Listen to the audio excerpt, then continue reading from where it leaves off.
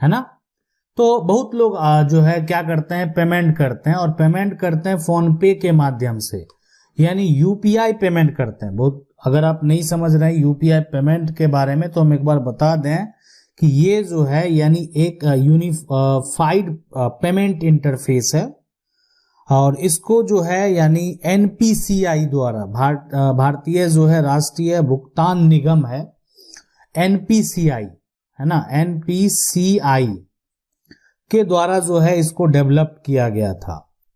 और इसमें जिसे जो है ना कि जो भारत के जो आरबीआई हैं यानी भारतीय रिजर्व बैंक ऑफ इंडिया है, और जो इसके साथ साथ यानी इसको जो आरबीआई के साथ साथ, और अगर बात करें तो आईबीए के द्वारा जो है वो स्थापित किया गया था, यानी भारतीय बैंक का जो संघ है उसके द्वारा यह स्थापित किया गया था, ताकि लोगों को है ना सहूलियत हो सके, अब पैसे का जो लेन देन है वो आसानी से हो सके।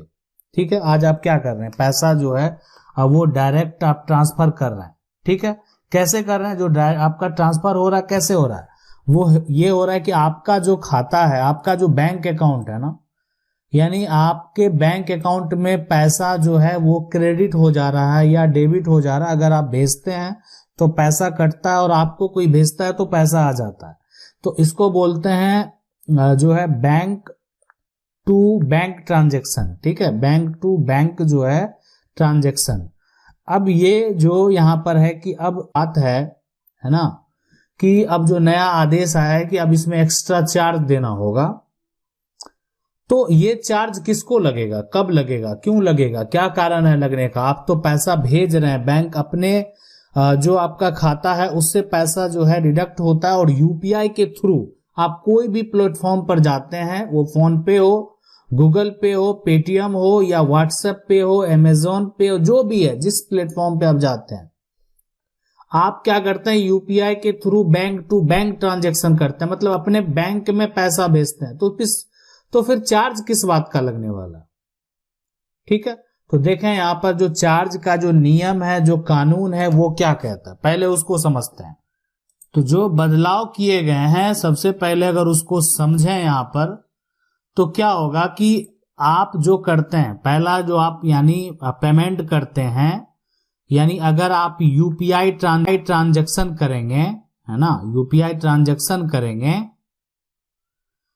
तो ये जो है इस पर कोई असर नहीं पड़ने वाला, मतलब ये कोई एक्स्ट्रा चार्ज नहीं आपको लगेगा। अगर आप कंफ्यूज हैं क्या होने वाला है, क्या आदेश है, तो अगर आप यूपीआई ट्रांजैक्शन, मतलब आप किसी को अगर पैसा बैंक खाता में भेज रहे थे, जैसा पहले भेज रहे थे, आज भी भेजेंगे, उसमें जो है टैक्स नहीं देना होगा। और बैंक टू बैंक ट्रांजैक्शन जो होगा वो भी फ्री होगा। अगर बैंक से आप बैंक में पैसा भेजेंगे, मान लेते हैं ठीक है किसी का बैंक अकाउंट आप ऐड कर लिए हुए, आप क्या करेंगे, ऐड करके जो है, या किसी के मोबाइल नंबर पे आप पैसा भेजेंगे, मान लेते हैं किसी का 99 से है, 94 से समथिंग कुछ नंबर है, तो आप अगर उनपे क्या करते हैं, पैसा भेजते हैं, तो भी ये जो होगा वो फ्री होगा, है ना, उस पे किसी प्रकार का चार्ज नहीं लगने वाला है। अब है कि ये बदलाव जो है ये सिर्फ जो वॉलेट वाले हैं उनके लिए है, तो ये समझेंगे कि आखिर जो है बदलाव वो किसके लिए है, तो वो है वॉलेट ट्रांजैक्शन पर, है ना। लेकिन आखिर ये बदलाव जो है वो किस प्रकार का है, कैसे काम करेगा, ठीक है, इसके क्या नियम होंगे, क्या कानून है, तो चलिए उसको भी समझते हैं। तो ये जो एक्स्ट्रा चार्ज लगने वाला वो किसको लगने वाला, वो पीपीआई जो है वॉलेट वाले को लगने वाला है। तो अब ये भी समझना बेहद जरूरी है कि आखिर ये है क्या। ठीक है, तो देखें ये जो होता है ना पीपीआई जो वॉलेट है, ये है प्रीपेड पेमेंट, है ना, पेमेंट इंस्ट्रूमेंट। अब इससे अगर कोई भी व्यक्ति जो है, अगर मान लेते हैं आपका गूगल के पे के वॉलेट में पैसा है, पेटीएम वॉलेट में पैसा है, फोन पे में पैसा है, ठीक है, तो आप क्या करते हैं कि जो आप जो पेमेंट करते हैं कहां से करते हैं, वॉलेट से करते हैं। आप पेमेंट करते हैं कहां से, क्रेडिट कार्ड से करते हैं, क्रेडिट कार्ड से, ठीक है। ये अगर करते हैं तो आपको चार्ज देना होगा, है ना, तब आपको चार्ज जो है वो लगेगा।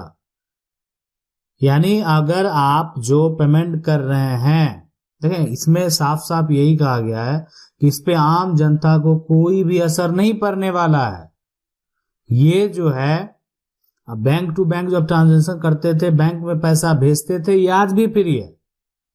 ये जो चार्ज देना होगा वो चार्ज देना होगा सिर्फ मर्चेंट को, यानी अगर आप ऐसे समझें आसान भाषा में तो उसको देना होगा कि जो कि धंधा करने वाला है। धंधा करने का मतलब क्या है कि रोजगार कर रहा है कोई, है ना, रोजगार कर रहा है, कोई बिजनेस कर रहा है, तो उसको ये जो है चार्ज देना होगा। लेकिन कैसे, है ना, आम जनता पर, जो आम पब्लिक है उस पर इसका कोई जो है असर जेब से नहीं पड़ने वाला है। अगर आपके मन में थोड़ा भी संदेह है कि अब आपका पैसा कटेगा, आप यूपीआई पेमेंट करेंगे तो आपको पैसा लगेगा, तो ये आप मन से निकाल दें। आम लोगों को, जो आम लोग हैं वो अगर पेमेंट करते हैं तो उनके जेब पर किसी प्रकार का कोई असर नहीं होने वाला, ठीक है। लेकिन आखिर ये जो एक तरह से प्रोसेस है कि जो बिजनेसमैन है, रोजगार करने वाले हैं, आखिर उनको जो है ये टैक्स जो है, ये एक्स्ट्रा चार्ज जो है वो क्यों एक तरह से लगेगा, ठीक है। तो कंफ्यूजन वाली बात नहीं है ये, यानी जो रोजगार करने वाले हैं, जो स्कैनर लगाए हुए हैं पेमेंट के लिए, आप देखते होंगे कि स्कैनर लगा हुआ होता है, डॉट डॉट पे आप क्या करते हैं, स्कैन करते हैं, पेमेंट करते हैं, ठीक है। तो अगर आप, ठीक है, ऐसा नहीं कि आप स्कैनर से पेमेंट करेंगे तो आपको टैक्स लगेगा। आपको किसी भी हालत में, जो आम लोग हैं वो अगर पेमेंट करते हैं, दुकानदार को करे या कहीं भी करे, स्कैनर पे करे, कोई भी टैक्स नहीं लगने वाला। तो ये चार्ज लगेगा कहां, ठीक है। अगर ये जो चार्ज है अगर कहीं नहीं लगने वाला है, ये आदेश जारी हो गया, तो आखिर लगेगा कहां। तो देखें ये जो मामला है, अगर बात करें एक बीच का जो मामला है, वो है बैंक और दुकानदार, यानी जो बिजनेसमैन है, रोजगार करने वाले हैं, उसके बीच का मामला है, यानी आपको कोई चार्ज नहीं लगेगा, ठीक है। तो यानी कंफ्यूजन होने की जरूरत नहीं है।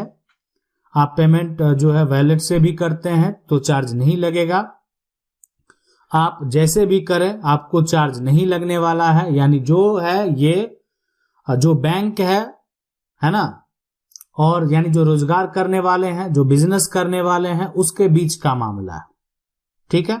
और जो कि आगे एक अगर ये लागू होता है तो ये जो है ये महंगा हो जाएगा। अब ये एक्स्ट्रा चार्ज तब कहां होगा, तो ये होगा कि जो भी यूपीआई का जो है ना, क्यूआर होता है, क्यूआर आप देखे होंगे यूपीआई का।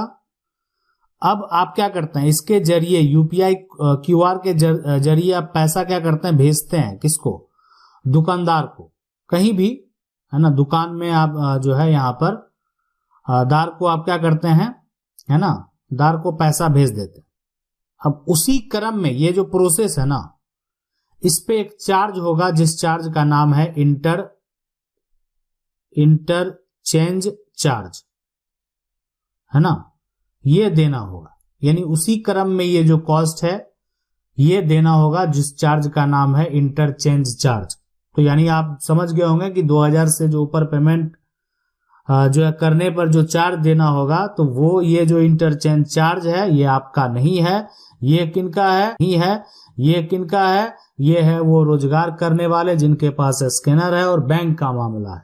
तो आप बेफिक्र रहें, आप जैसा पेमेंट करते हैं वैसा करते रहें। आप बैंक टू बैंक भेज रहे हैं या मोबाइल नंबर से पैसा भेज रहे हैं, किसी को आप अपने जो अकाउंट से अगर पैसा ट्रांसफर कर रहे हैं, तो इस पे आपको किसी प्रकार का कोई भी टैक्स नहीं देना होगा। यानी एक तरह का जो है ये टैक्स आप सभी के लिए फ्री है। तो समय समय पे जो है नियम में, कानून में बदलाव होते रहते हैं। आपको पता है कि एनपीसीआई के द्वारा जो है एक जो पेमेंट का लिमिट सेट किया हुआ है, ये आप लोगों को भी जरूर पता होगा कि एनपीसीआई ने जो है यूपीआई से जब आप पेमेंट करते हैं ना, तो एक लिमिट तय कर दिया गया है कि आप किसी को जो है ना 1 लाख से जो है अधिक नहीं भेज पाएंगे। फिर जब आपका जो एक तरह से जो टाइम पीरियड है वो अगर पूरा हो जाता है, आपका 24 घंटे है ना, वो पूरा हो जाता है, तो फिर आप नेक्स्ट डे जाकर 1 लाख, यानी सेम डे में अगर बात करें 24 आवर में आप 1 लाख से अधिक का पेमेंट जो है नहीं कर सकते हैं यूपीआई के थ्रू। आशा करते हैं वीडियो अच्छा लगा होगा। वीडियो को लाइक जरूर कर दें। चैनल को पहली बार देख रहे हैं सब्सक्राइब करके जो बेल आइकन है उसको जरूर दबा लें। मिलते हैं अगले वीडियो में, तब तक के लिए।